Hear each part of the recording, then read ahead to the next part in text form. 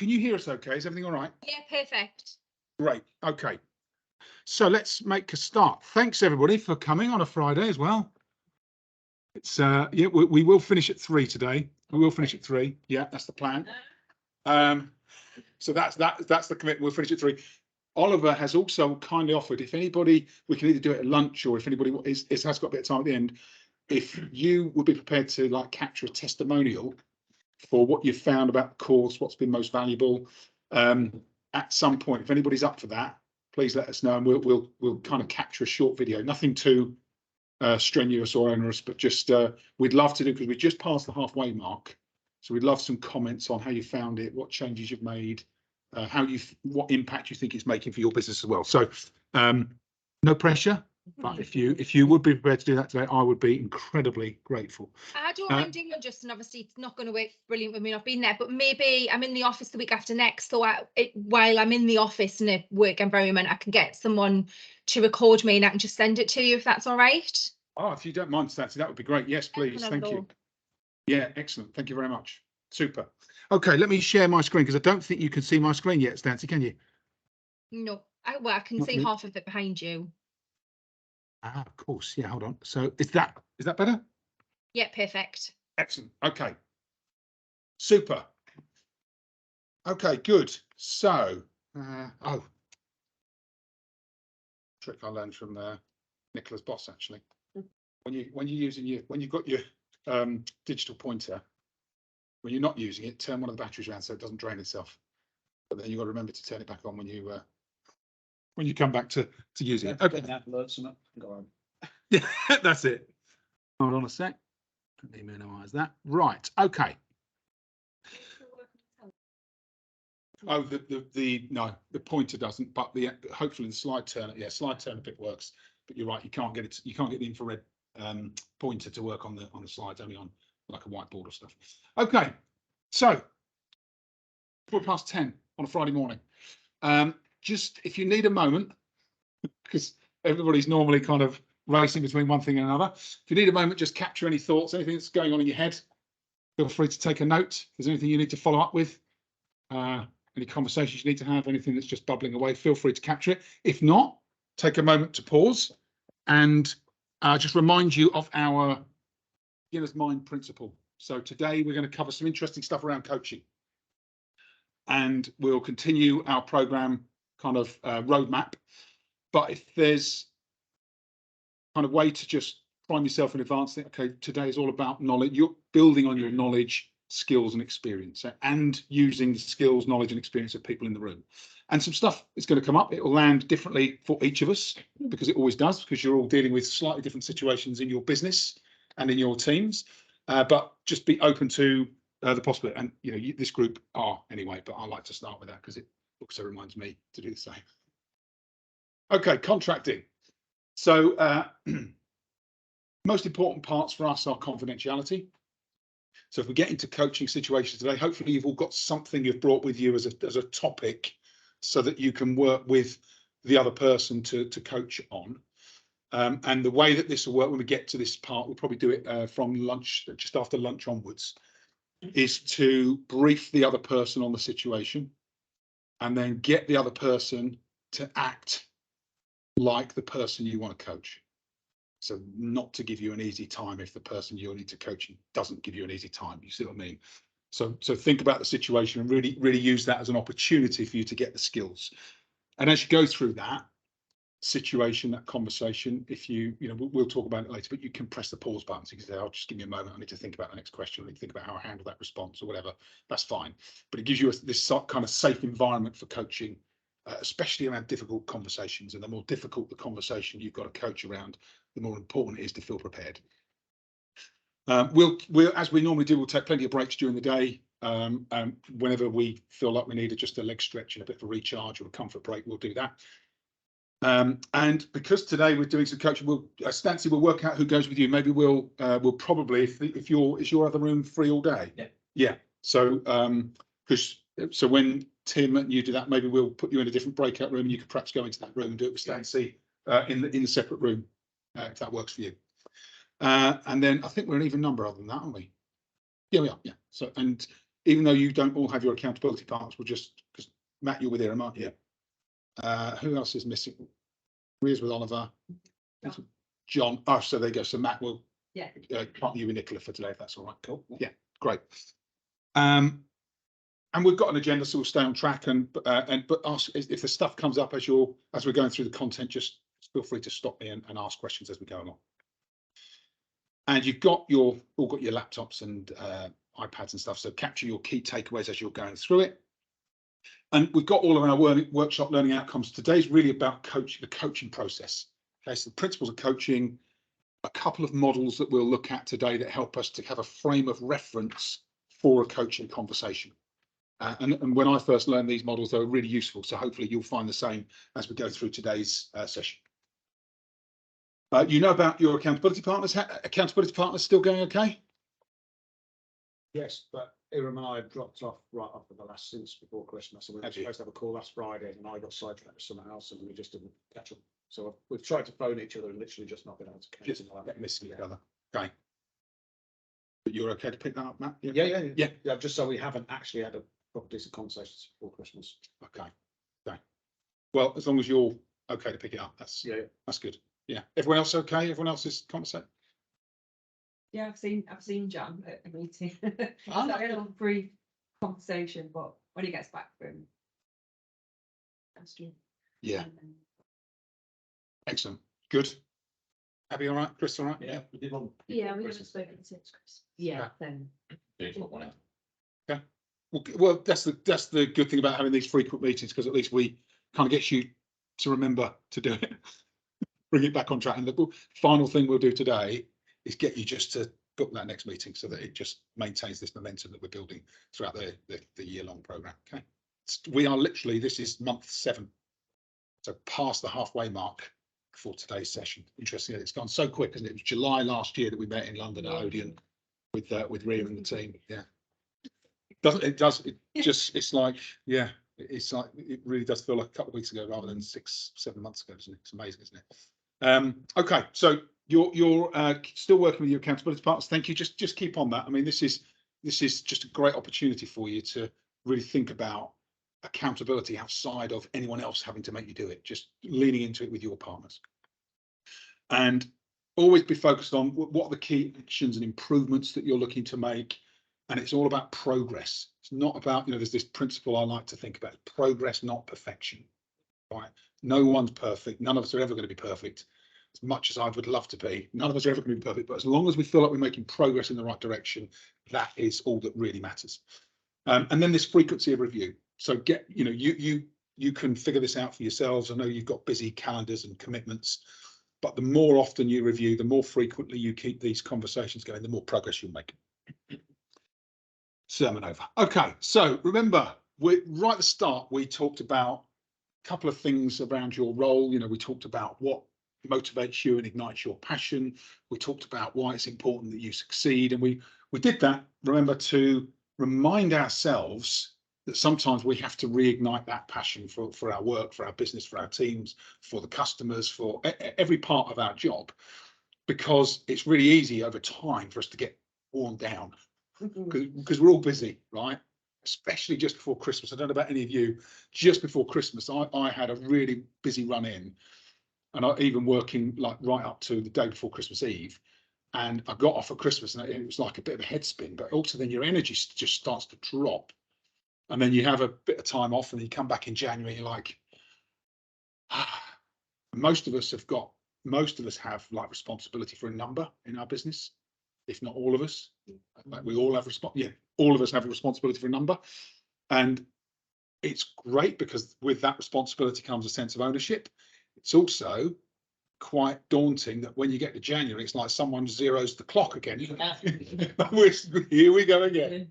And that can bring a sense of, I don't know about you, but for me, it can also bring a bit of a sense of, here we go again. Our year end is the end of January. So our clock resets on the 1st of Feb, which is the first company I've ever worked for we do, which is really good, because you still aim for the end of December to get everything done by, and if anything slips, you've got to still fall in January. Yeah. So if you pressing the customers that this has got to be done by the end of December, but it slips. So we've still got to go. You got a second bite of the cherry, man.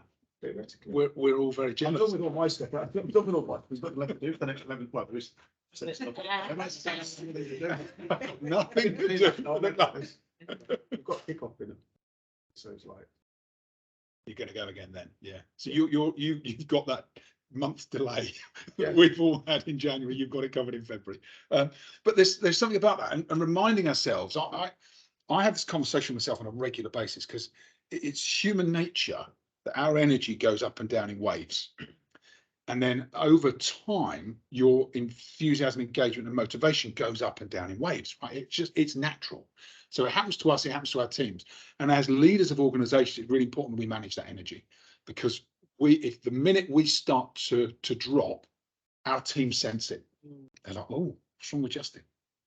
He's off the boil, or he's not. And so managing that on a regular basis, there's nothing wrong with being authentic and saying, you know what, actually, yeah, it's difficult for us all at the moment, empathizing with your teams. But at some point, you've got to reestablish that energy, engagement, motivation, so that you bring the fire inside yourself, so that you can then catch alight your team, because that's what we do as leaders, right? It's like we're catching our team's energy alight.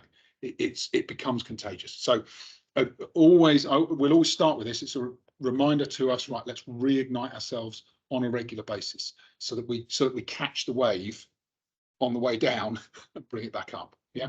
And I have to say, since Christmas, my first week back, I was like, you come sometimes you just feel a little bit, I don't know, disorientated, perhaps is the word. You're like, I've got loads to do, but it just feels a little bit out of sync and overwhelming. Yeah. So there's nothing wrong with that.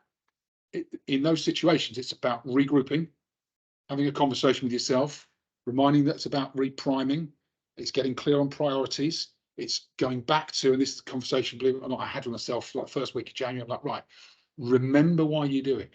Remember what it is you're trying to achieve. Remember who's counting on you. Remember, the impact you're making for your clients. Yeah, in fact, I had that conversation over a course of a few days, and by the end of that first week back, I felt like I'd recharged myself.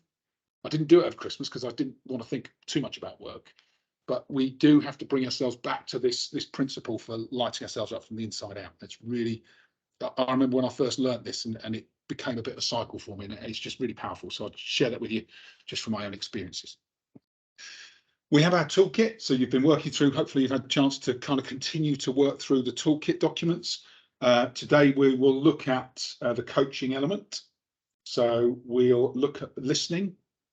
Some of you who have done sales training programs with me before will remember the listening principles. We'll recap on those today, but through the lens of leadership, not through the lens of sales into customers. We'll then look at some questioning models, just a reminder to ourselves of the types of questions we could and should be asking that are more powerful with our teams. We'll then look at a couple of coaching models. Has anybody heard of or used the GROW model before? Some of you? So the GROW model is like the gold standard coaching model, super easy to remember, really nice flow through it, and a structure that you can use really effectively and start to implement almost immediately. So in your sessions this afternoon, you'll start to use the GROW model. Then there's a principle around coaching called solutions focused, which we'll talk about as a principle. So when you combine the GROW model, the structure, with the principles of solution focused, it really helps you you can effectively use a coaching approach to address and handle any situation that comes up. And it's just really, really fascinating. So we'll talk about the combination of those. And then there's another model that was developed after GROW called OSKAR. Both of these are mnemonics. So I'll show you the OSKAR model, because sometimes that's a useful frame of reference. And that's where we're going to focus our time today. And there's lots of other things in here. I think we covered handling difficult conversations in our last day together as well. But if we want to go there, we can do that as well as a kind of structure that complements our coaching model. So this is. Why would we use two different models? Which ones do you mean? You've got GROW model and OSKAR model. So what's the difference? Yeah, when we come to that, I'll tell you the main difference is that, from my experience of using both, that the OSKAR model has a point of the S is scaling. So it's quite interesting. So you might start with a conversation with your team, and the scale says, so on a scale of 1 to 10, where are you with this today? And the team member might say, well, actually, this is a tough situation, I have 5. And then you might say, okay, so where would we have to get to today for you to feel more confident to address this? And they might say, well, if I could get to an 8 out of 10, I'd feel much more confident. Great. And so that is the big difference with OSKAR. So you use the scale, and then at the end of the conversation, you come back to, okay, so how do you feel about this situation now that we've gone through this conversation? And if the team member says 8, you say, and you wanted to get to 8, so you feel confident to address it, yeah, great, and you move them on. So that's the big difference with OSKAR. It's that ability to use that scaling approach. And we'll talk through this as we go through those parts of today's session. Okay. Reminder about the online content. So all the stuff we're covering, all of these sessions, everything, all of the structure and the content, it's all available in these mini bite-sized chunks on your Focus Growth Academy. So log in using your email and password, access whenever you can get online. Okay. So feel free, after today, you might go, I just want to go back over the GROW model. There's a module called the GROW model. I might want to look at the OSKAR model again. There's an OSKAR model. There is solutions focused as a framework. So it's all on the platform as well. We've got our WhatsApp group. That's how we know whether or not we're running a few minutes late or we can't get. Oh, Justin's forgot to put a Teams invitation in today's meeting. Sorry about that, Stancy. I left that till the last minute. But use the WhatsApp chat for any of that stuff. You'll remember the challenges that we mapped out in our first session. So 7 months in, it's interesting, isn't it? Because there's lots of stuff in here, right? Handling those times when we perhaps feel a little bit out of our depth. They've now labelled that the imposter syndrome. It's good. Once it got a label, you can really identify with it, can't you? But we all have times where we feel a little bit out of our depth, right? And that's the point at which for a lot of us, we learn to swim. It's when you're out of your depth, you learn to handle that situation. We talked about team personality clashes. How do you handle arguments and resentment? That's going to be interesting to hold that in mind as we go through the coaching models today. How do we use those coaching models to really help not only manage one-to-one conversations, but also manage the interaction dynamics between our team members? Which kind of links to departments and functions and issues with cooperation. You know, coaching as a leadership style, coaching as an approach really helps you to start to get people to solve their own problems, so that you're not the one in the middle of all this stuff. You're helping them to navigate their own solutions to those problems. That's a really powerful way to handle it. Recruitment, we talk about team, business and role fit. So we've started again, you know, coaching, the questions that we ask, interviewing, making sure that we've got the right approach to our team. So all of this starts to join up, knowing when to step back and step in. Remember, that was a kind of, you know, when do you help someone out? When do you let them do their own thing and potentially, you know, fail? Some of that's a judgment call, but also it's about knowing that most of the time we probably should be the observer. And remember, I think I shared about my experiences as a sales manager when I had stepped in and helped people out, and then afterwards when you coach them on it, they're like, oh yeah, I know you did that, Justin, but I was just about to do that. No, you were. Okay. Yeah. And so the lesson doesn't land until someone experiences it themselves. Change comes from the inside out. And then maintaining team focus and momentum, but hopefully with our 1-3-3 structure and that objectives and goals session that we did, and the models that you start to use, hopefully you're starting to see greater team focus and momentum, especially as we go into a new year with the documents and the approach that you take to reviewing those documents with your teams. Okay, we're starting to overcome some of those challenges.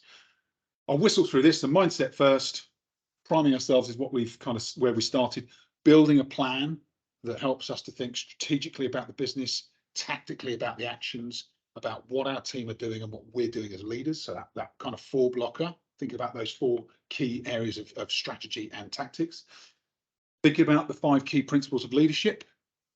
What's the approach we take? How do we make sure that we get these 5 foundations in place for ourselves and our teams? Our coach model. So then our cycle that we take with our teams and the work that we're doing. And today we're going for the 2nd C. We talked about relationships and leveraging relationships with our teams, making sure that we remember the emotional bank account, putting in deposits. But we put in deposits so that we can make withdrawals, so that relationship stays kind of at the right level. Then we get this equilibrium between us and our teams. We don't want them taking advantage, and as leaders, we don't want to be seen to be taking advantage either. Establishing rapport and making sure that connection is always there between us and team members, and with them and each other. Contracting, really, vital kind of component of our coach model. So being really clear with people on what's expected, what's not. And we also looked at the team contracting model. We had that great example by Stancy and Chris, that the work they've done and the way that they've documented it with their teams. Setting clear objectives, our 1-3-3 or 1-3-5 approach to being clear about what our teams are looking to achieve, and then action and observation. So once we've got the plan in place, letting the team do the work they do, kind of freeing them up to perform at their best. And from that performance, as observers, we're able to coach. So that's where we get to today.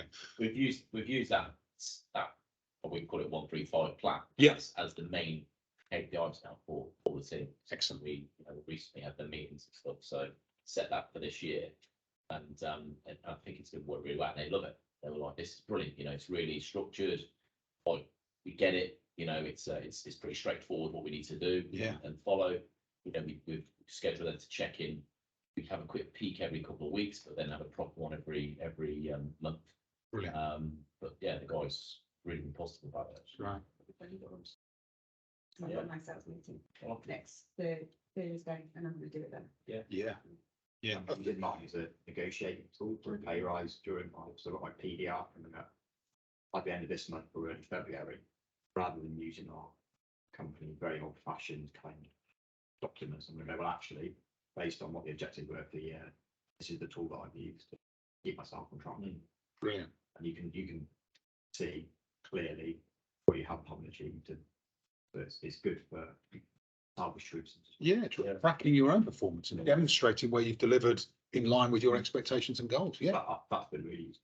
Yeah, very good. Very good. Chris, have you shared yours with the group? I think you Send it around. I think you did. I'm sure you did. Yeah. Would you mind just redistributing? Yeah. Is that all right? About 2 months ago, isn't it? Yeah. Thanks, Chris. Because some great work going on in this group. Wasn't there Brilliant. plans on a Oh no, that was a team contracting. That's the team contract. Yeah. 1-3-5. John Yeah. shared his one. Oh, it was John that shared his Yeah, 1-3-3, yeah. isn't it? Yeah. If you wouldn't mind, Chris, then we've got a couple of examples to No, reference. Yeah, thank you. So the action stage is 1-3-3 or 1-3-5. The number has to be right for your business. So Chris, as you remember, expanded out to one goal, 3 streams, 5 activities per stream. And I agree. Sometimes you want to make sure that especially if you want really clear objectives and goals for your team, just expand it out to make sure it meets the needs of your business. The other thing that you'll get to, Chris, and hopefully it's already happening, is that document becomes your team's to own. A bit like Tim just described. Tim's taking that document and he's using it to demonstrate his performance to his seniors, his senior management team. Hopefully your teams over time will start to own that document and be able to say to you, well, here's Chris, here's the evidence of what I'm doing. Well, we did a sort of 3-stage approach. So we had a meeting before Christmas and said, right, here's what we're going to be using. Yeah. Santi and I kind of knew what the line share stuff would be going in for each person because it changed and on the roles. But then they were given this opportunity, this time period where they could come back and go, actually, I want to add this to it, or so shape it. So it became their own. Brilliant. And then a couple of weeks ago, a week ago, went through it, said, right, here's it now fixed in stone. Are we all in agreement for this? Yeah, it's all good. And then it gets sent to copies and right to keep them. So they've got their buy-in. Yeah. They've actually input into their own plan and gained agreement between you and them. Perfect. And now the thing is that, as you say, that review process is then coming to you with it complete.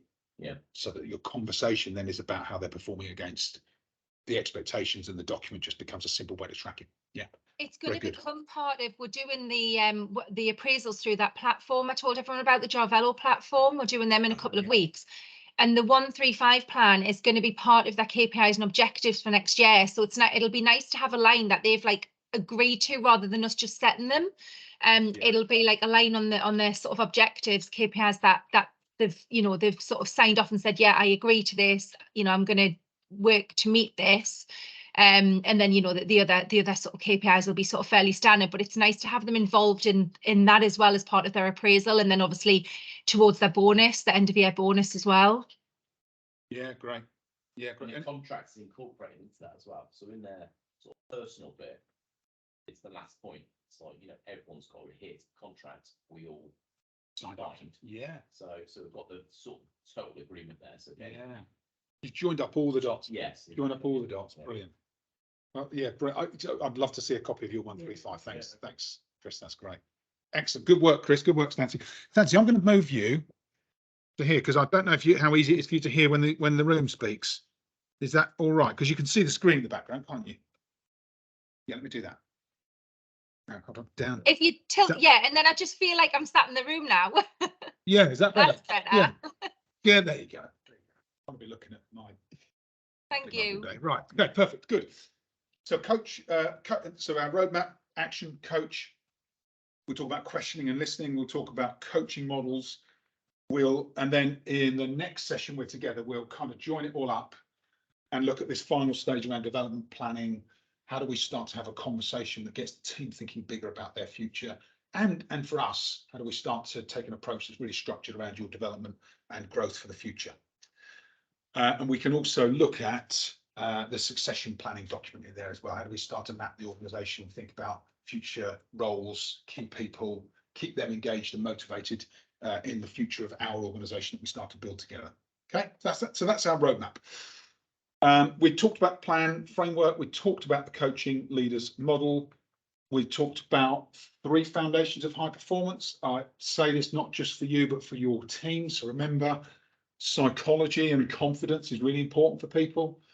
The thing that can undermine that at times could be personal issues that are going on for people, could be relationships in the business with people that can start to undermine confidence. And as leaders, it's really important we just got like a sensory acuity to that, so that when you see confidence as an area of kind of priority, that's what you deal with. Because you might find that someone's underperforming and actually it's not skills or capability, it's not are they doing the right things in the right order, it's just that they've lost their confidence. And I've seen it lots of times in different roles that I've been in with different business teams. And if you try and address either one, if you try and address skills or systems, like just do this or make sure you follow the process, and actually it's a psychology issue or a confidence issue, and you don't go right back to that as a foundation, you can actually do more harm than good and just start to, you'll find that the pressure actually makes the situation worse, not better. I think it's key though as well to be able to identify that in yourself, because we all know that the dip in confidence, and that dip in True. confidence, it goes back to the first slide where if you're not lit yourself, then you can't fail. Yeah. And I've seen it myself sometimes. It's like, things are like we're having a rough time or a tough time, work, whatever, and it's like you're under pressure, you're not being as proactive, as energetic, as forward thinking as you think you could be, and you kind of, I see that dip off then with the guys that I'm like working with at the minute. Yeah, so you have to manage it in yourself. You're absolutely right, Matt. Manage it in yourself as well. And that's a tough one though. Yeah, it is. Then, because like for example, I had a really, really good year this fiscal year. Now a lot of my ramps and my customers are dropping off, so I'm staring like the abyss this year, going right. I'm back to a bit more right back to basics, and then that's kind of like flying last year. This year you start again. I'm gonna do it. Yeah. That's where. And that's really where, if you're thinking that, some of your team will be thinking that, and the people around you. It's where, as high performers, what really helps is to have a leader that spends some time with you working through it. Well, it's good that you recognize it. You've got some awareness. Okay, let's talk about your plans. Let's talk about other key customers you could be engaging. Let's talk about your key opportunities, your pipeline, giving you some space to start to process it in a positive way. So you start to rebuild your confidence. And you can do that for yourself. You can definitely do it for your teams. And that's the thing. So when you start to do it for your teams, the other thing that does is give you a greater sense of confidence, because if you take them through a structured conversation, coaching conversation, you can do the same for yourself. Very often easier to do for someone else than it is for yourself. But going through the process with someone else does give you those light bulb moments. Which is something which, a lot of the advice we get other people is often the advice we need for ourselves, right? and being aware of that is interesting. If you find yourself saying things to your team or asking your team things or giving them some advice and they go, that's a really good idea, I can do that. Just do the sense check. Do I also need that advice? Do I also need that advice? I find it a lot of clients. I'll have a client conversation, some stuff today will come up, I'm sure. And I'll make a mental note to self. Not sure I'm doing that myself. So it's a really great learning experience. A really good, if you're open to it, it's a really great opportunity to go, actually, yes, that's a lesson from me as well. Okay, so quick stop on feedback so far. So I'd love for you to just spend a bit of time thinking about the action you've made, action and progress so far, how your accountability discussions are going, some of the challenges that we bring into each of these sessions and how you're progressing with those and overcoming those challenges. Are there emerging challenges right now that actually would be useful for us to kind of air and share today so that you can start to think about how you overcome them? There might be some situations, very often it's situations with our team. Very often it's situations with our team that are kind of predominant challenges for us. And there will be priorities, especially this time of year as you go into a new calendar year, or next month as you go to another calendar year.